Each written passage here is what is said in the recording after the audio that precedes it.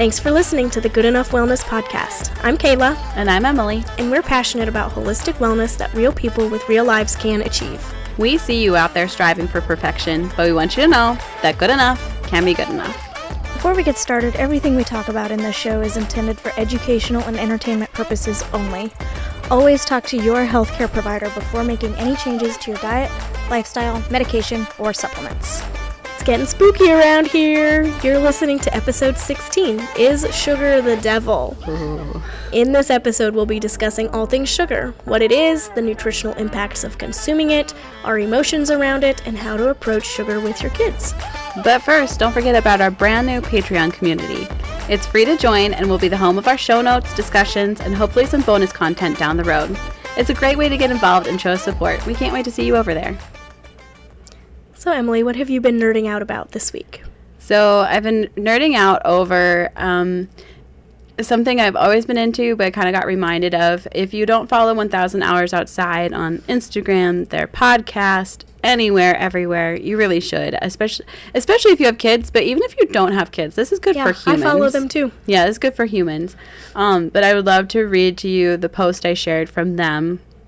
This is their one from October 4th. And it says, too often we overprotect our children, inhibiting their free movement to explore and learn from their environment. If we constantly guard them out of fear that they will fall, cut, or hurt themselves or others, we limit their ability to gain confidence in the function and balance of their own body. We actually make our children unsafe because without climbing, jumping, taking risks, and fully exploring gravity and balance when they are young, close to the ground, and with more flexible cartilage than bone, they don't learn the limits of their own bodies. It's crazy. And also such a good reminder, even for adults. Yeah, for sure. The more we try to keep ourselves safe, the more unsafe we become, We create walkers for old people to walk, so that way they learn not to pick up their feet, which then makes them unsafe in different terrain. Yeah, Katie Bowman talks a lot about that particular circumstance of always having paths cleared all the time so you don't have to step over things and you lose the ability to step over them. Yeah. And that's when you're unsafe. Even the difference between walking a gravel or paved path versus a wild path. Yeah, for sure. Things that are uneven, something that you might fall on. But jumping, let's say jumping, I mean falling isn't fun, but let's say jumping, that creates not just stronger muscle, but also stronger bones. Yes. I was thinking about this a lot even before this. We've been doing skating parties, like at a skating rink with my kids, and that's been super fun. But it had been 15 years since I had been on roller skates. That makes me feel so old saying that, by the way. But I was really nervous and I had a hard time getting my skating legs under me. Mm-hmm. And I realized a lot of that was out of fear that I haven't taken a good fall in years at this point. I mean, a lot of it because I had developed skill, but also I hadn't been doing new skills in a long time. Mm-hmm. And I realized that's what I was scared of. All I could picture was my wrist breaking. And I was just who's going to cook the dinner? Who's going to nurse the baby? Yep. So it made me realize, I'm not doing enough dynamic movement in my life these days to be oh, yeah, I could fall here and I'll be fine. Yeah. But, yeah, I think it's really worth exploring the notion of kids needing to have little accidents when they're little to help prevent big accidents when they're big. Yeah, for sure. So, Kayla, what are you nerding out over? So I talked about the fact that I was going through a GI map course a few episodes ago. I don't even remember which one now, but part of that was now I have the ability to order GI maps, and one of the people who was super interested in getting a GI map was my husband. So I just got his GI map back recently. He's so supportive. He is. Also, he is all about data, and that's what all he wants is he wants to see the data. Mm-hmm. So I got his GI map back last weekend, and we went through it together, and he was super excited about it. But one of the things we noticed was that he has an overgrowth of a good bacteria called Bacillus. And I was like, that seems familiar. So I was looking at his supplements that we've been, he's been taking every day. And one of his supplements is like a support supplement. And it has a probiotic blend in it, and wouldn't you know it, the probiotic in this supplement is Bacillus. Yeah. And I was like, this just really highlights to me the importance of getting functional testing before supplementation. It really helps you to see that, oh, we don't need more of this, or we need less of this. And it's not that Bacillus is bad. It's that it's really good. That's why it's in this supplement. But he did not have any need for it, and so supplementing with it was creating an overgrowth. Yeah, isn't that crazy? Yeah. So I was really glad to find that out before we continued supplementing with this. Well, yeah, not only does his body have to deal with that, but you're probably shelling out a good amount of money for the supplement too. Yep. So now I can find a different one that meets our needs a little better. Yeah, exactly. So is sugar the devil? It's Halloween. We're all partaking in extra sugar today. If you're having fun, you are, at least. Maybe it's what's your favorite like commercial candy? My favorite candy bar is Twix. Oh, I think that might be mine too. I love Twix. Yeah. Like if there's a Twix, I'm eating it. Do you bite it like straight through, or do you like kind of like dissect it like into sections? Bite it straight through. I reserve the biting into sections for the Kit Kat. Oh man. Getting technical now. And then I separate M&Ms by color. I mean, duh, you're not a serial killer. But, some of you are probably, maybe your kids are going trick-or-treating, or just, we don't trick-or-treat, and there's still excess candy. I don't know where it comes from. It's like it just shows up. It does. It's like the dew on Halloween. It's just there. And maybe it's those things. Maybe it's like you took the time and you made like honey caramels from this local honey and local butter, and those are great too. But we want to talk about sugar a little bit, and its effects on your body or not effects on your body, and let's get into it. So what is sugar really? Sugar can be found in many different forms in many different foods. It's kind of like a catch-all name for a lot of different things. So I'm going to read this straight from Wikipedia. This is the definition of sugar. And it says, sugar is the generic name for sweet-tasting, soluble carbohydrates, many of which are used in food. Simple sugars, also called monosaccharides, include glucose, fructose, and galactose. Compound sugars, also called disaccharides or double sugars, are molecules made of two bonded monosaccharides, and common examples are sucrose, which is glucose plus fructose, lactose, which is glucose plus galactose, and maltose, which is two molecules of glucose. White sugar is a refined form of sucrose. In the body, compound sugars are hydrolyzed into simple sugars. Why have I heard of all of those except for galactose? Did you make that up? No. I always think it's like the space form. I know. I was like, that's what's in a Milky Way. Yes. Because it's galaxy lactose, oh right? My gosh. It's come from astronaut cows. Oh, no. But I know that's a lot of like technical jargon. It all basically just says that sugar is the generic name for carbohydrates.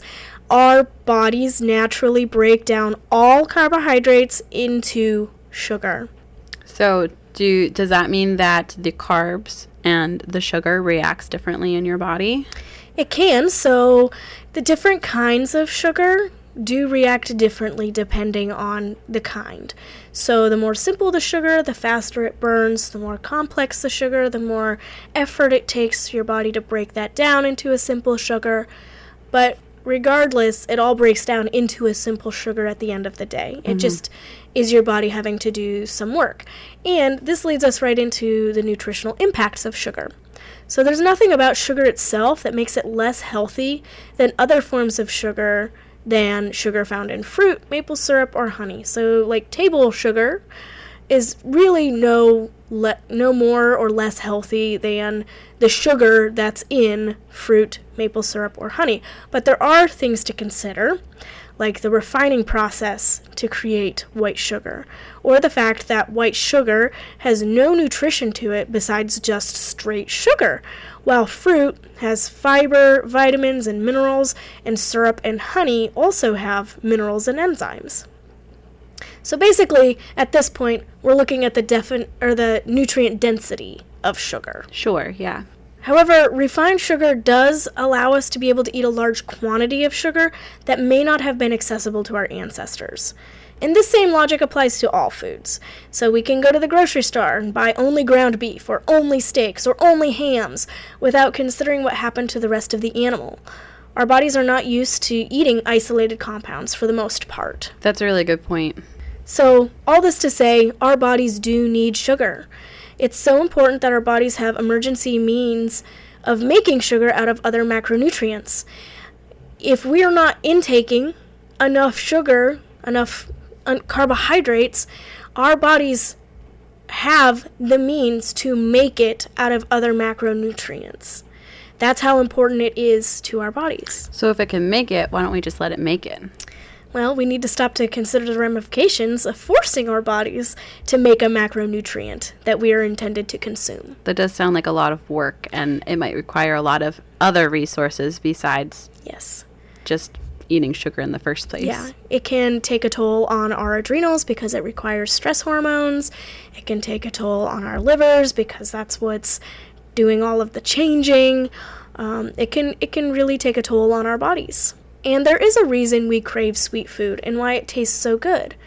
This doesn't really include foods that have been engineered by companies who stand to profit from your quote-unquote addiction. Right. Often these foods are very high energy. They provide your food with lots of energy from sugar, so biologically our bodies really like them. There's a high payoff for eating sugar.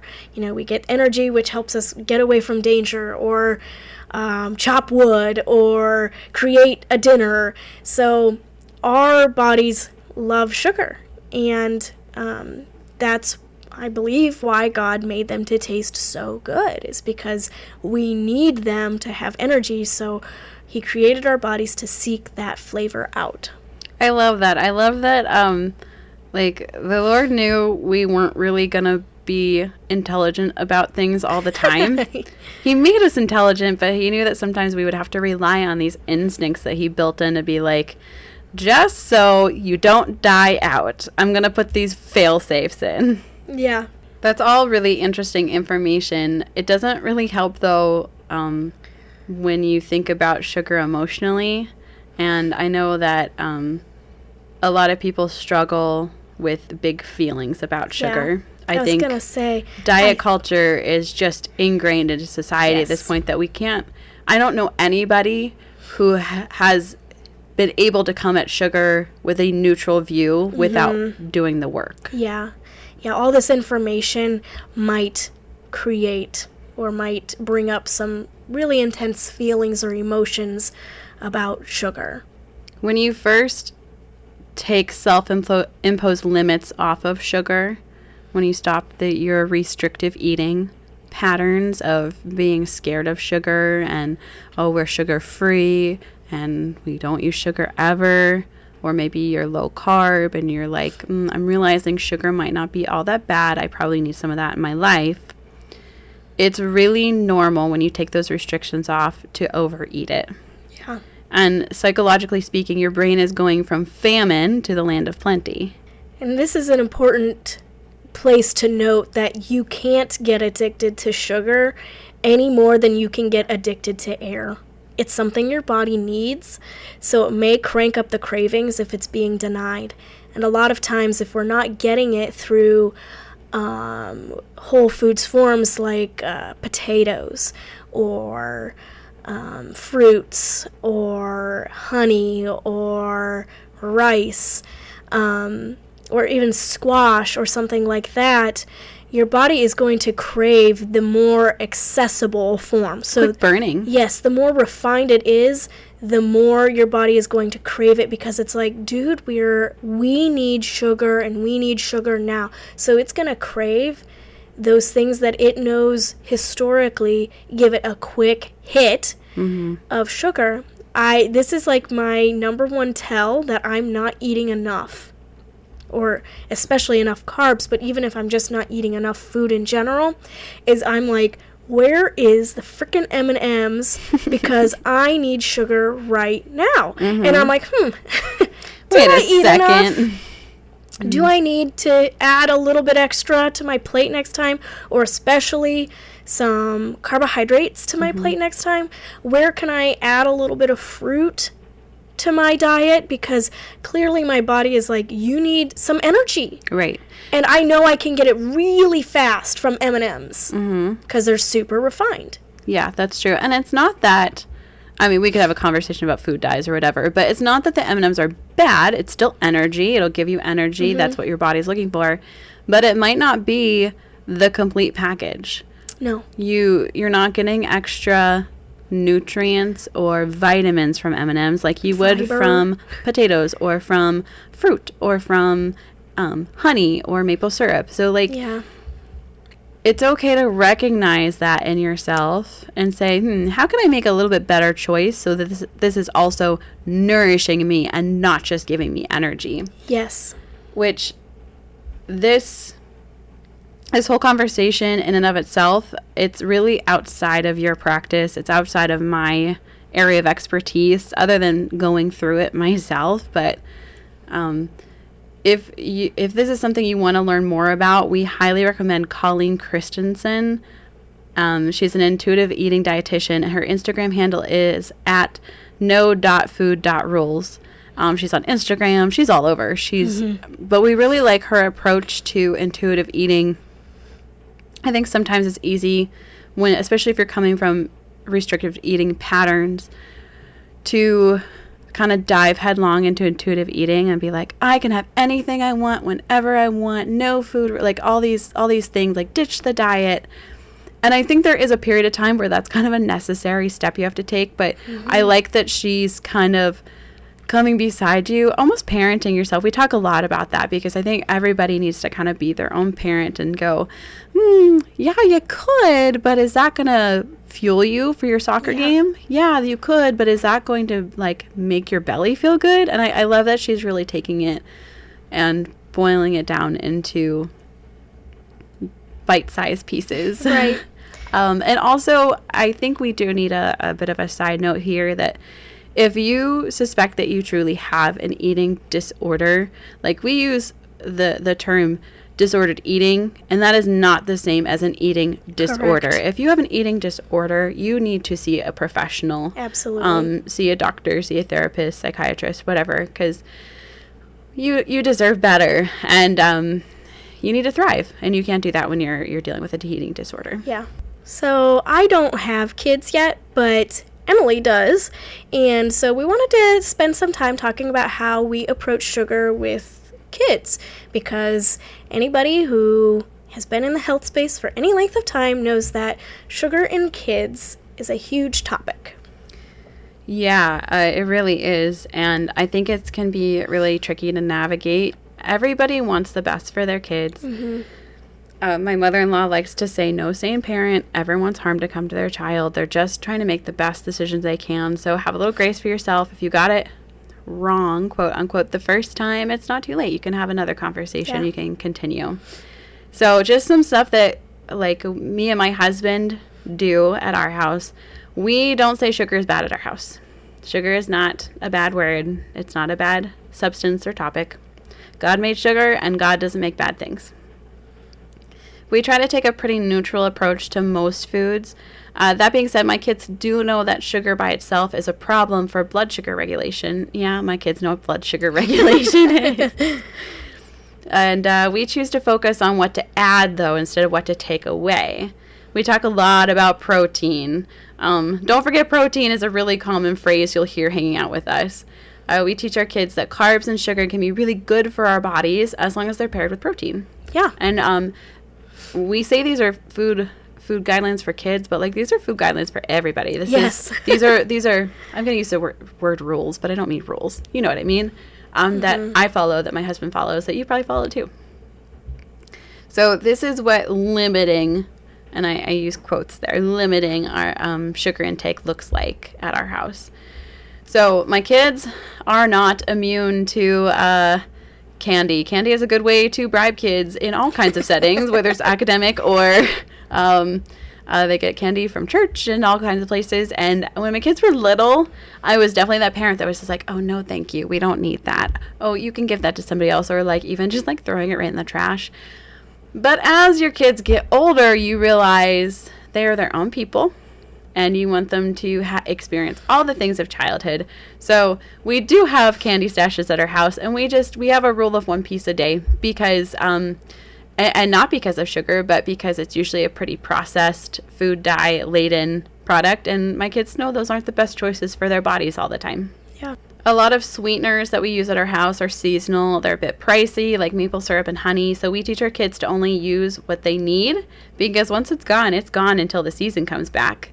That's just real life. Fruit is pretty much unlimited at our house. There's so many vitamins and minerals delivered in the perfect package, in perfect ratios. Did you guys know fruit is very hydrating? Yes. Your kids don't need hydration beverages all the time. Sometimes maybe, but not all the time. Fruit is fantastic. That's the package you're looking for. Yeah. And it's portable. So many vitamins and minerals. So many. And dessert, that usually follows a protein-filled dinner, so I don't overthink that too much. It's just kind of an addition to our dinner. And if they're going to have a sweet thing or a snack outside of like a dinner bubble, we just pair it with cheese stick or a glass of milk. Yeah. That holler across the house, don't forget protein. That's a real thing that happens here. Yes. And my kids do it to each other now too. Nice. I think it's okay to give your kids some parameters around food to help them make good choices. I know I need to parent myself sometimes to eat a real dinner when I really just want a brownie. Yeah. I think that's a real thing that happens. You have to just kind of tell yourself, like, no, we're going to eat our meat first, and we're going to have whatever we're having for dinner first before we move on to sweet things. And we talk a lot about this just in our daily lives of like how these highly palatable foods, they really kind of jack up your senses of fullness, of cravings. So it's something that you kind of do have to be a little wary of. Wouldn't you agree? Yes, absolutely. We don't really subscribe or anything to food rules, but we're living in a world where we have access to foods that aren't natural, for lack of a better word. And so they are scientifically created in a lab.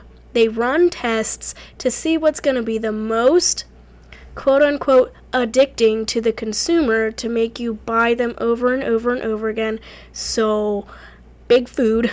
I know it sounds conspiracy theory-ish, but one of the big food companies can make a buck. Mm-hmm. And, I mean, for one, do you want to be their pawn?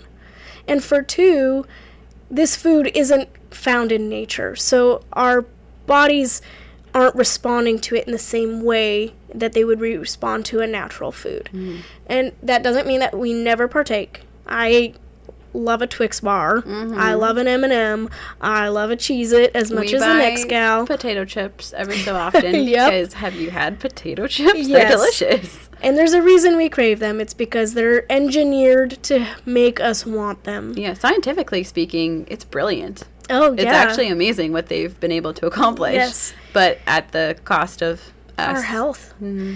And so I think it's really wise to consider the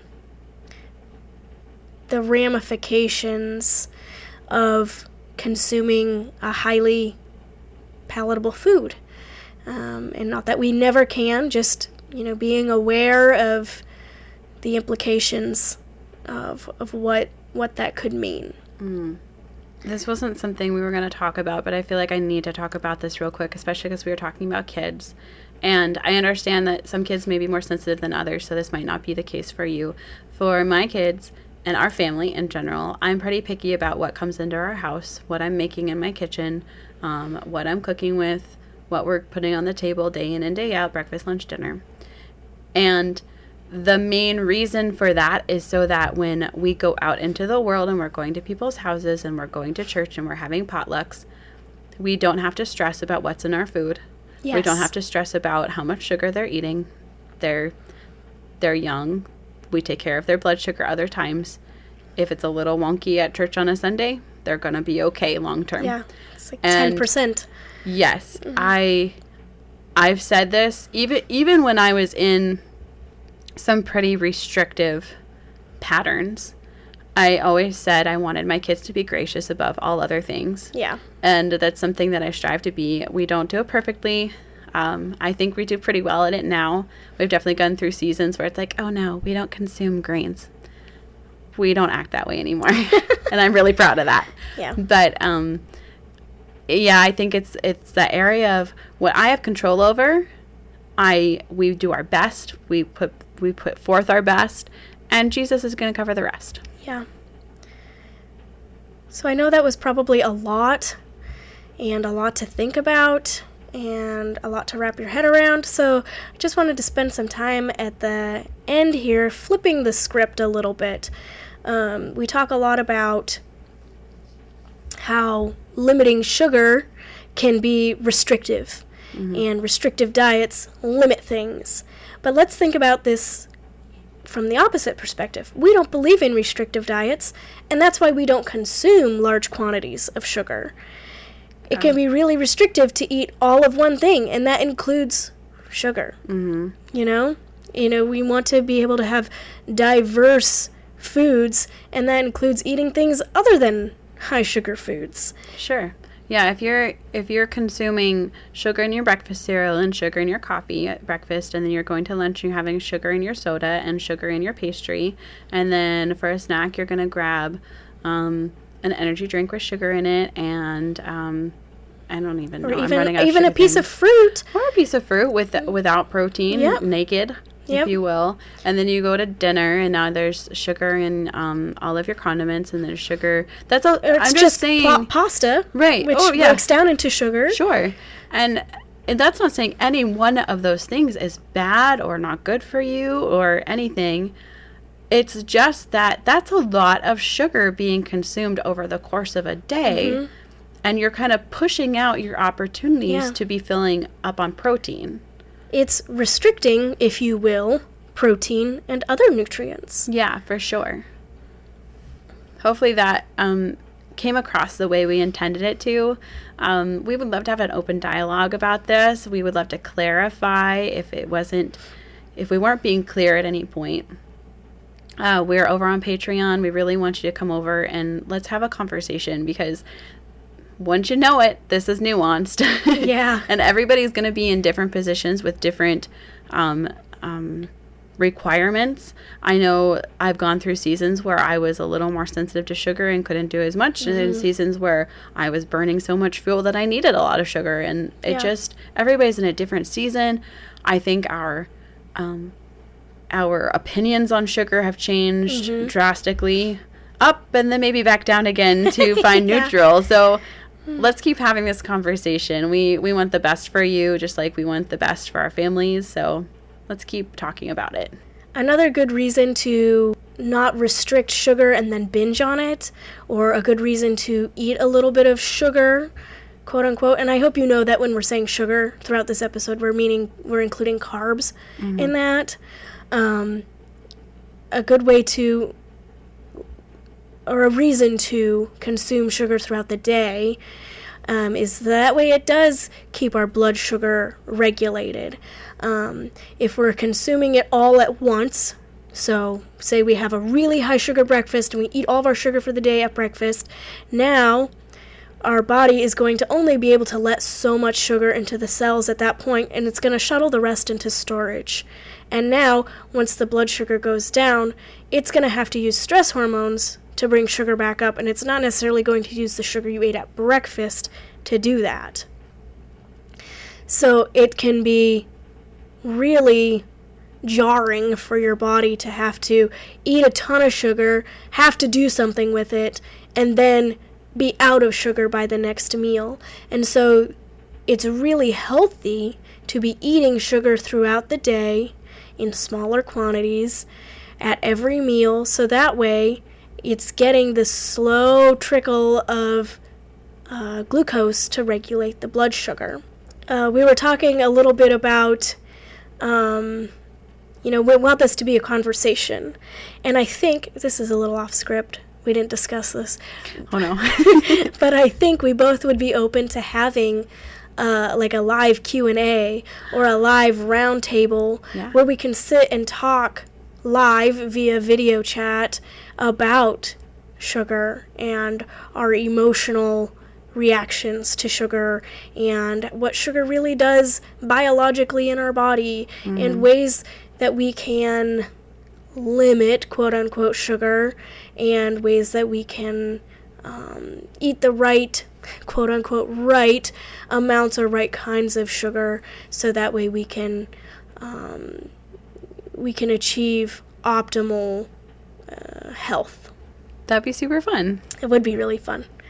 Before you go, don't forget to join our free Patreon community, leave a rating or review on your podcast player, and share with your friends, family, and like-minded community. Let's get the word out. Yeah, we can't wait to see you over on Patreon. So, Kayla, what's good this week?